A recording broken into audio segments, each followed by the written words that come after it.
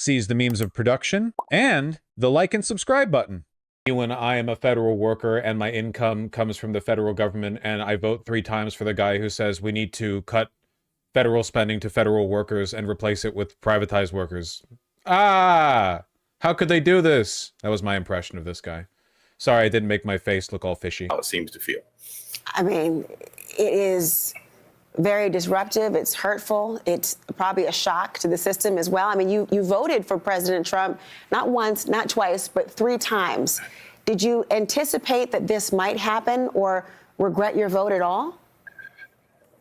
No. Am I stupid, or is this the same dude that stormed off in the previous clip? You are stupid and actually face blind. So you might want to get that checked or diagnosed because you might be able to apply for like disability. I don't necessarily regret my vote. Or very racist to white people. Both sides were. I think we could have had better choices on both sides. But for me, with what's going on here, my performance reviews all meets or exceeds.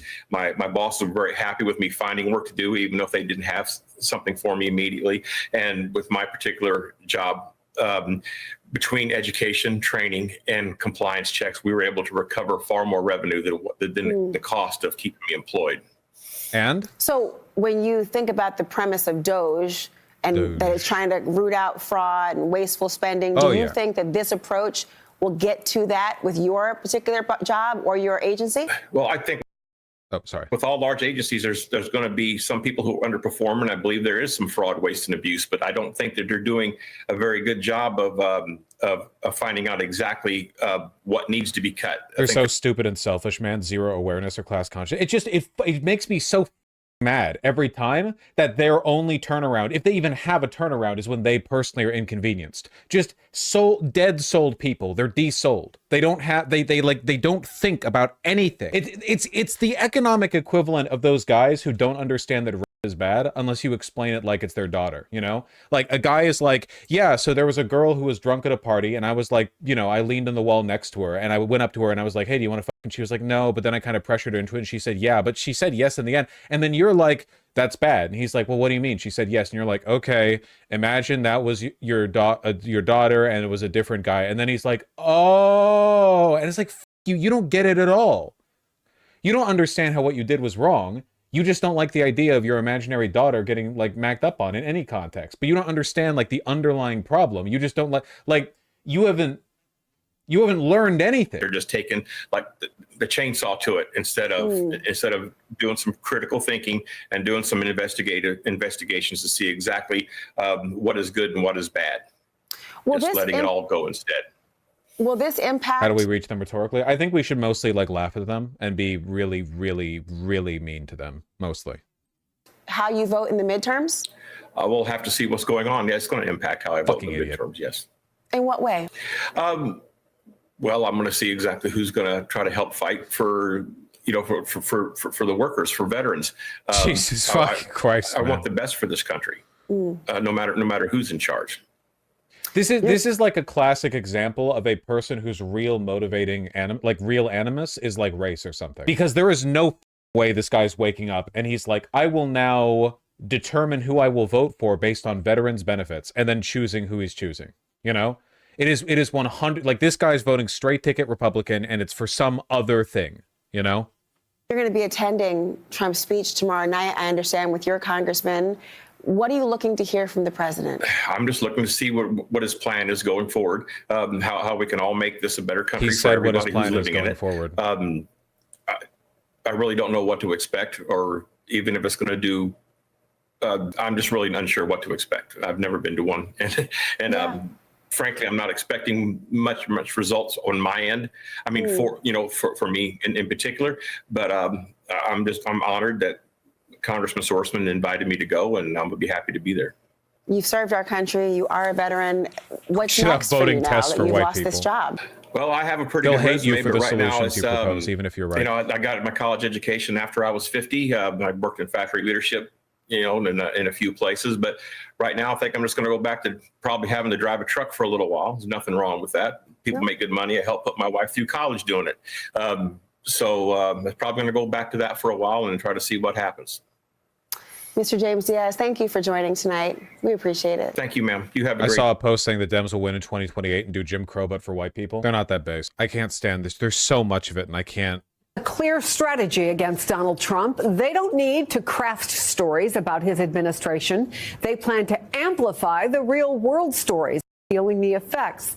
To that end, my next guest is one of the Democratic members of Congress who will be attending the president's speech. Alongside him, specifically because she's talking about veterans like yourself when she says they're this not guy the veteran? fit to have a job at this moment or not willing to come to work. Does that apply to you or any of the other veterans who you work with? No, it doesn't. I was in the office all the time. I oversaw all the IRS facilities in Connecticut, so it was kind of, can't really do that job from home.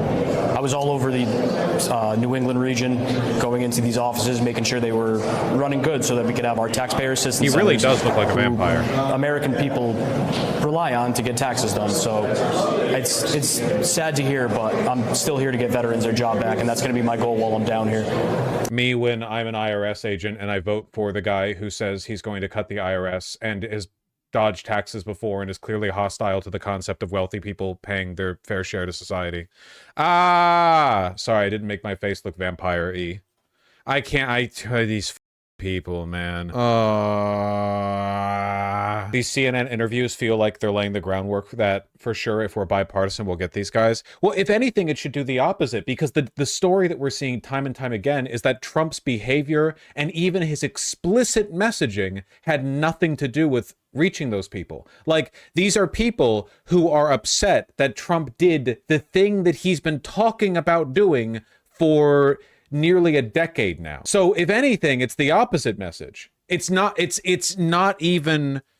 about policy. It's about narrative, and it's about the overwhelming power of the conservative media apparatus. The fact that at all times they're being blanketed with it, you know? I'll cover the Serbian parliamentary protest when I want. Stop spamming. Good Lord. If you were interviewing that guy, what would you want to ask him? If I were interviewing any of these people, I would be like openly hostile to them. I would say, how can you be upset when he's doing the thing that he said he was going to do? All of this was laid out beforehand. It was extremely clear. He's actually following his word better than he did in his first term. This isn't even a matter of being based. It's not even a matter of being vindictive or deriving pleasure from their upsettedness, which I would.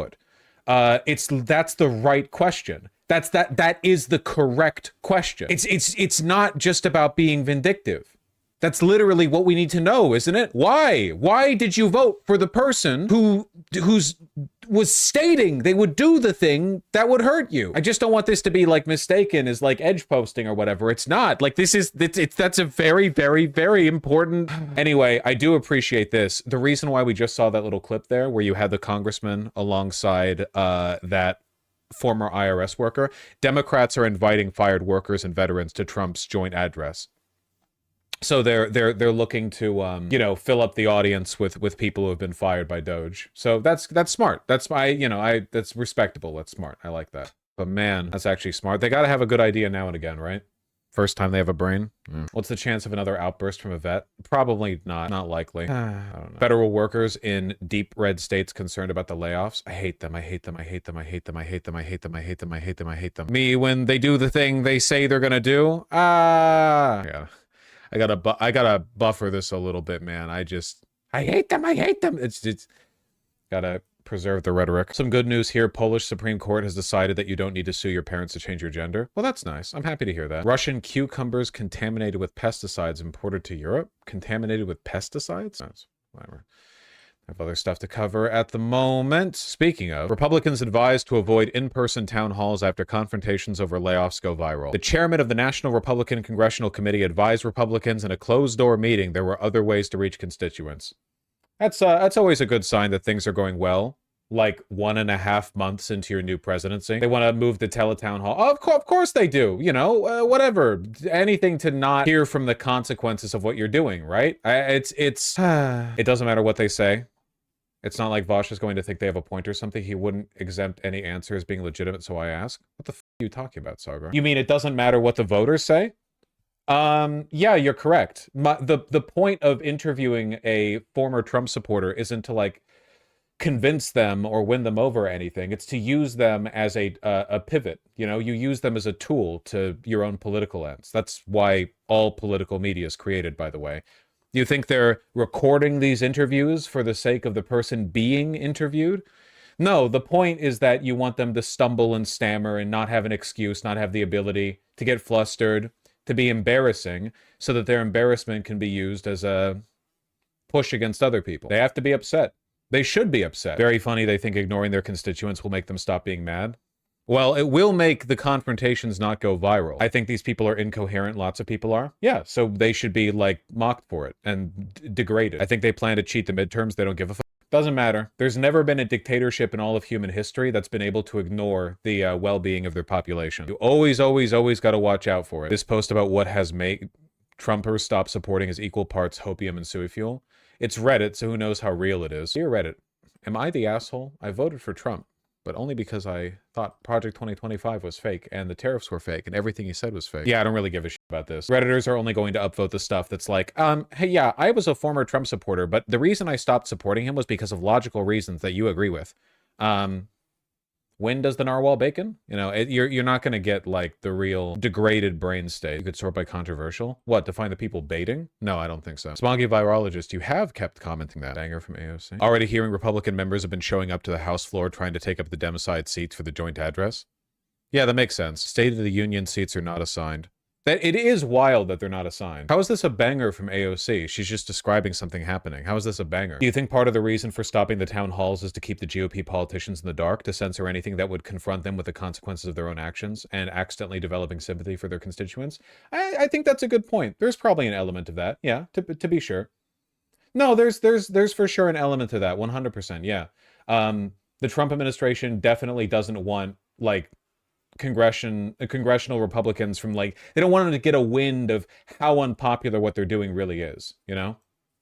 It would only take it would only take a few Republican congressmen flipping to get rid of the Republican lead in the House. So they're probably concerned with, like, any agitation, you know? Aren't they already kind of soulless husks? Yeah, but there's hundreds of them. It's just about shoring up the possibility. 218 to be exact. Yeah, if you know numbers. I'm gay. I didn't spec into that. You think this Gen Z poll is legit? How the f should I know? What the f is this thumbnail, dude? Straight Arrow News. Unbiased, straight facts trademark. You know, somehow I don't trust this site. Where'd you get this from? Also, anchor/reporter. This wasn't written by a journalist. It was written by an anchor. Also, this woman's clearly a Republican. That's a lot of articles. Is this just like straight to text of segments that she does? I don't know. Maybe I'm being too mean. SAN is a right-wing organization. They run fact checks and Jubilee videos. Nice. Are they loving him or hating him? Well, when it comes to Gen Z, it really depends on what day it is. A February Atlas poll shows President Trump's overall approval rating pretty evenly split. But when you break the numbers down, Gen Z has the widest gap. This generation gives the president a net approval rating of plus 5.4%, with 52.7% in. This is obviously not credible. 17 points disapproval in January, and then 5 points approval in February? No. There's no 22-point swing one month to another. No. You don't even have to do methodology. It's just at face value.